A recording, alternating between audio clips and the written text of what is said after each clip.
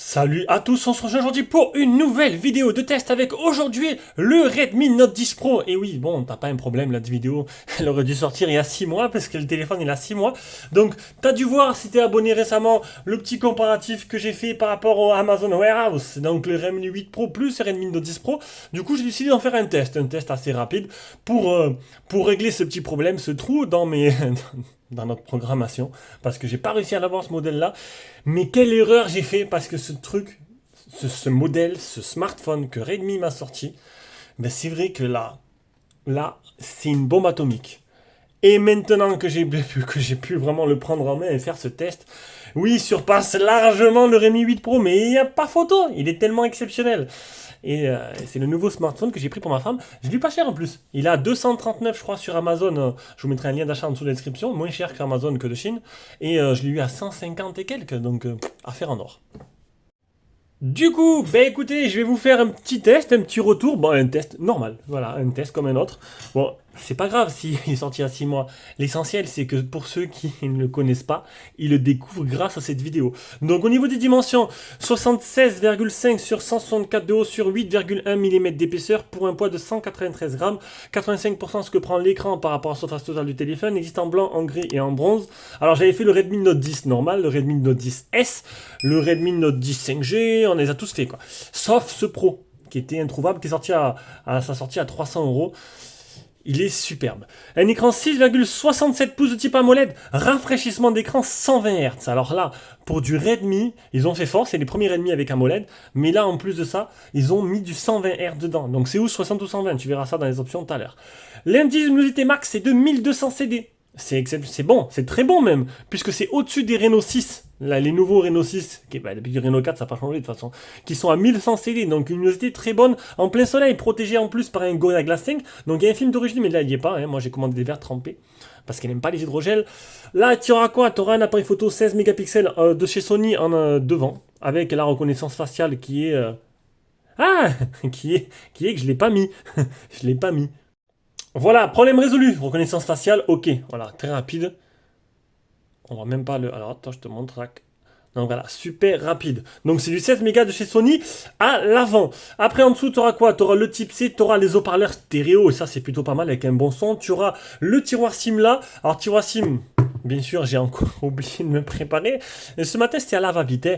Tranquille, bonne franquette, mais j'ai oublié de prendre le petit trombone. En passant, j'ai changé d'application. J'ai arrêté de filmer avec Open Camera. J'ai voulu tester une autre application que j'avais eu sur le Play Store gratuitement, à un moment donné. Et parce que l'autofocus avec Open Camera, alors je sais pas si c'était Open Camera, mais là, ça a l'air de fonctionner quand même beaucoup mieux. Regardez. Ah oui, parce qu'il y avait trop de problèmes avec Open Camera. Je pense que la compatibilité avec les Xiaomi n'est pas exemplaire. Tu as quoi? Tu as un Master Combo. Alors le Master Combo c'est superbe, surtout que ça te permet d'étendre la mémoire de stockage, mais surtout que vu que ce modèle-là existe en trois versions, C64, C128, 828, c'est un peu bizarre. Mais c'est bien. Mais logiquement, ils auraient pas dû faire un Master Combo, parce que du coup, tu te prends un 664, tu étends la mémoire de stockage avec une carte micro SD, et ça t'évite de prendre le modèle au-dessus. Voilà. Donc moi, c'est le modèle le moins cher. Il y a de la poussière dessus. Donc voilà. On en était où? Sur le côté, donc, le Master Combo. Au-dessus, tu auras Monsieur Jack. Oh bien, Monsieur Jack est là. Le haut-parleur, le port IRC. Côté droit, tu auras bouton Power. Oh franchement, avec cette application-là, le Mi 11 Pro fait des miracles. C'est que c'était Open Camera qui a commencé... Ah, ben non, j'ai parlé trop vite. Donc, le bouton Power qui est aussi... Alors, c'est un bouton cliquable, mais qui est aussi un bouton capteur d'empreinte. Donc, oui, alors le Realme 8, il a sous l'écran, comme je l'ai dit dans la vidéo, mais là, tu as du 120 Hz. Et ça me dérange pas plus que ça, parce que le bouton sur le côté va marcher mieux qu'un capteur sous l'écran. Et là, c'est plutôt pas mal. Bouton volume plus moins. Après, hop, à l'arrière, on a une coque. Alors, franchement, l'arrière du téléphone, je trouve superbe. Le téléphone en lui-même, hein, il est fin, il est bon léger, pas des plus légers, 133 grammes, mais franchement, tu sens pas trop la différence. Mais il est superbe. La finition est exemplaire. Franchement, il est magnifique ce téléphone. Et le bloc photo, même s'il ressort un peu, et vraiment j'aime bien. Voilà, donc quadruple appareil photo. Le 108 mégapixels de chez Samsung, comme sur le Redmi 8 Pro. Un 8 mégapixels grand angle de chez Sony. Un 2 mégapixels pour le portrait Galaxy Core. Et un 5 mégapixels en macro Omnivision. Ils ont fait un petit panaché, un Samsung, un Sony, Galaxy Core, Omnivision. En avant, on met tout ça ensemble. Et les résultats sont plutôt très impressionnants. Vous verrez ça après. J'enlève mes notifications, histoire que... Voilà, tout simplement. Le tout animé par le Qualcomm 732G, qui est un petit processeur moyenne gamme qui est plutôt bien, qui fera tourner tout ce que tu veux tranquillement, avec un Adreno 618 pour la partie graphique, donc 664, 628, 828 sur la 3 versions disponibles, une batterie de 5020 mAh, charge rapide 33 watts, ça c'est plutôt bien, le Bluetooth 5.1, il est certifié IP53, donc tu vas pas pouvoir nager avec, mais il va être protégé un minimum contre les projections d'eau, etc. Et voilà. Et je pense que j'ai fait le tour. Donc, bien sûr, au niveau des bandes, il n'est pas 5G, mais il est full 4G. Et la 5G, t'as encore un peu de temps avant qu'elle arrive chez toi, même si chez moi elle est déjà. C'est pas non plus encore bien développé. On passe à l'écran, un écran sans verre, je vous l'ai dit, de type AMOLED, un écran magnifique, tout simplement. Enfin, on passe chez l'AMOLED chez Redmi, et surtout avec le mode 120 Hz, on m'entendait pas à temps. Du coup, moi, mon test, ça a été en 120 Hz, parce que, pourquoi utiliser le 60 quand t'as le 120? Alors oui, tu économises de la batterie, certes, ou tu consommes plus, suivant dans quel sens tu prends la phrase que j'ai dit. Mais honnêtement, l'expérience utilisateur, elle est tellement agréable que, qu'est-ce que tu veux dire de plus? On passe à la partie logiciel. Alors oui, c'est un test en accéléré, j'essaie d'aller vite, mais d'être complet. Donc partie logicielle, donc c'est MUI. Alors j'ai eu la dernière mise à jour, alors c'est pas la NN7 comme ils appellent ça, qui arrivera à fin de l'année. Donc là je suis en 12.5.4, en sachant que bientôt il y aura la 12.5 NN7 édition, avec la vraie 12.5 qui se redonnait parce que la 12.5 était buggée. Oui, c'est Xiaomi, c'est bien, mais des fois c'est buggé. Regardez, ça c'est plutôt sympa. Marche avec l'accéléromètre. Donc, c'est la ROM Xiaomi avec dans toute sa splendeur. Donc, une ROM qui est magnifique, qui est complète, qui est bien construite, qui n'est pas la plus optimisée, on va dire, niveau fluidité. C'est pour ça que j'attends la nouvelle version de la 12.5 qui devrait arriver, qui devrait améliorer tout ça. Mais voilà, comparé à Oppo, Oppo c'est plus light, mais c'est plus léger en fait. La ROM, elle est plus légère, elle est plus fluide. Mais bon, on s'habitue et franchement, j'ai pas senti trop de ralentissement. Ça tourne plutôt très bien. Et on s'y fait largement et après on n'a plus envie de passer à autre chose. L'accéléromètre, le gyroscope, champ magnétique, boussole, capteur de lumière, capteur de proximité qui marche très bien. Ça, c'est pour la partie logicielle. On va directement passer à la partie... on va directement passer aux captures d'écran.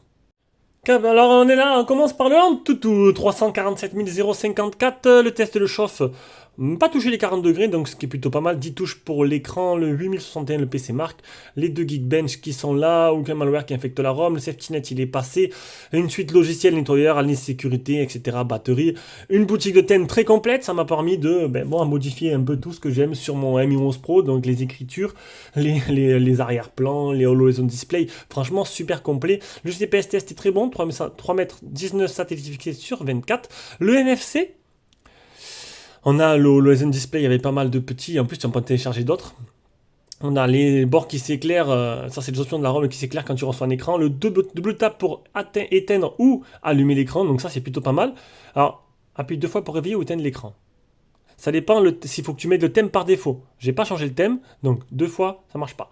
Voilà. Donc je le verrouille comme ça, et je le double tap pour l'allumer. Avec le recours facial, c'est plutôt pas mal. On continue, non c'est pas là, galerie... Le mode sombre avec la possibilité de forcer les applications qui ne sont pas compatibles, un mode lecture, un mode schéma des couleurs qui permet, alors moi j'ai mis intense pour que ça pète, j'adore quand ça les couleurs pètent même si c'est pas naturel. Alors j'ai fait tout le test en 120 Hz, là j'étais en 60 d'origine, ce qui permet d'avoir une fluidité exemplaire, le style du centre contrôle à l'ancienne ou le centre Xiaomi, donc si tu veux le nouveau centre il faut la mettre toi-même, si tu vois que c'est ça le nouveau centre, hein. C'est comme ça, c'est plutôt joli, si tu vois pas ça c'est qu'il faut l'activer dans les options. Les raccourcis avec des gestes, allumer la torche, lancer l'appareil photo, capture d'écran partiel, lancer l'assistant Google, etc., etc. Le capture d'empreinte à double pression, en gros, tu peux opposer ou appuyer. Et si tu appuies, tu peux l'associer à une action, tout simplement. L'assistant tactile, c'est un petit rond qui apparaît, tu cliques dessus, ça fait un petit carrousel avec des raccourcis. Les fonctionnalités spéciales, tu as le mode turbo, tu as le game outil, le mode turbo, le mode jeu, boîte outil vidéo, fenêtre flottante, second espace et un mode simplifié. On arrive à l'autonomie donc en mode 60 Hz, en mode 120 Hz pardon, sur 12h48, j'ai utilisé 42%. C'est pas beaucoup, mais j'ai utilisé que 2h07 écran allumé. On était samedi, j'allais pas passer toute ma journée sur le téléphone, mais déjà 2h07, j'ai fait un effort pour un week-end avec 36 secondes d'appel. 36 secondes d'appel, c'est vraiment pas grand chose. Mais donc, du coup, voilà, il me restait 58% après une journée normale d'un week-end. Donc, c'est un téléphone qui va me durer le week-end entier. Peut-être en semaine, j'utiliserai un peu plus, donc du coup, il durera un peu moins. La courbe d'autonomie et la courbe de chauffe. Voilà, il est monté jusqu'à 36, 38 degrés à peu près, ce qui est plutôt pas mal. Allez, on passe sur Call of Duty Mobile. Alors, qu'est-ce que ça donne en mode jeu? Donc là, j'ai poussé à fond. Donc, tu peux mettre graphisme très élevé, fréquence d'image très élevée. Si tu mets élevé, ça passe. Tu peux mettre en fréquence d'image max. Tu peux pas avoir les graphismes plus la fréquence d'image. Tu peux pas avoir le beurre plus l'argent du beurre. Du coup, le tactile, en 120 Hz, c'est un pur régal. C'est super précis. Super... c'est un régal, tout simplement. Bon, là, les quelques ralentissements sont dus à mon réseau Wi-Fi. Mais entre ça, le son stéréo, tu pourras jouer dans de très très très bonnes conditions. Et ça, c'est plutôt pas mal. Allez, on passe à la partie photo. Je vous rappelle, si tu veux voir toutes nos photos en plein écran, tout simplement, on a un lien dans la description où tu pourras voir les photos que j'ai prises dans un Google Drive. Tu cliques dessus, ça te fera un petit aperçu de ce que ça donne. Tout simplement en capture photo. Mais je peux te dire déjà qu'il est très bon. Donc, tu as quoi? Le flash, le HDR, l'intelligence artificielle, les petits filtres, le Google Lens. Ici, les paramètres. J'ai pris les photos en 16 neuvième et j'ai filmé en... En quoi j'ai filmé? J'ai filmé en Full HD 30 fps. Oui, parce que j'encode en Full HD 30 fps tout simplement. Donc on a quoi? On a le super macro ici, on a le mode pro, on a un mode vidéo. Tu peux filmer jusqu'en 4K 30 fps, c'est plutôt pas mal. Un mode photo, un mode portrait, un mode plus où tu as le mode nuit, le mode 108 mégapixels, vidéo courte, panorama, document, vlog, ralenti, accéléré, dual vidéo, exposition, clone, et voilà. Donc voilà. Donc maintenant, ce qu'on va faire, je vais vous mettre toutes les photos et vidéos que j'ai prises et on revient avec l'appareil photo frontal pour faire un petit bilan.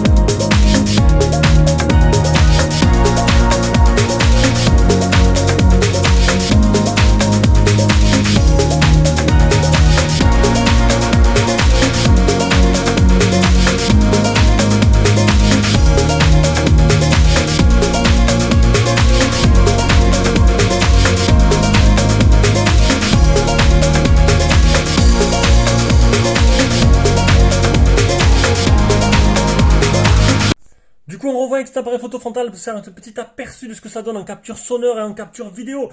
Alors quel bonheur ce téléphone, quel bonheur. Franchement, même le mode nuit, il est efficace. Vous avez pu voir les photos. Alors j'ai changé un peu, j'ai pas mis les guirlandes parce qu'après c'était toute mouillée, tu vois. Donc j'ai mis une petite lumière, vous avez pu voir qu'il arrive à capter un peu de lumière, que même à ce tarif-là, on arrive à avoir des performances honorables avec le mode nuit.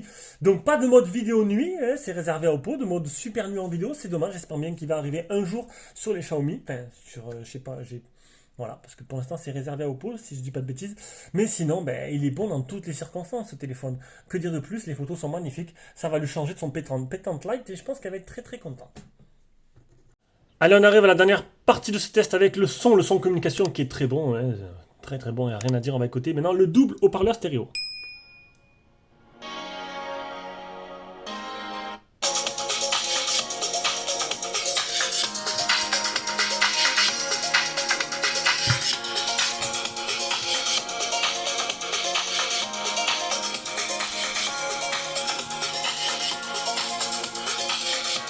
Bah rien à dire, hein, même le son il est bon.